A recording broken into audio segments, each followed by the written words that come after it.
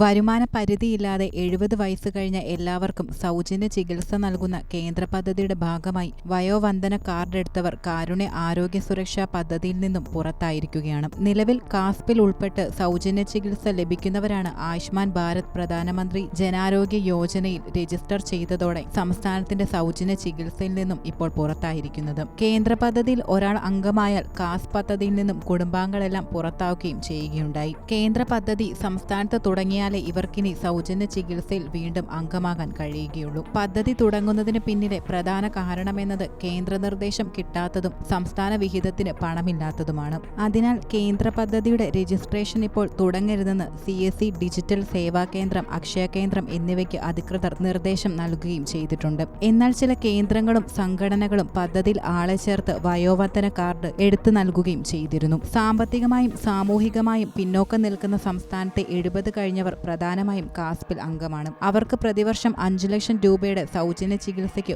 യാതൊരുവിധ തടസ്സവുമില്ല. അതുകൊണ്ട് സംസ്ഥാന സർക്കാരിന്റെ നിർദ്ദേശമില്ലാതെ കേന്ദ്ര പദ്ധതിയിൽ ചേരരുതെന്നാണ് അധികൃതർ നൽകിയിരിക്കുന്ന മുന്നറിയിപ്പ്.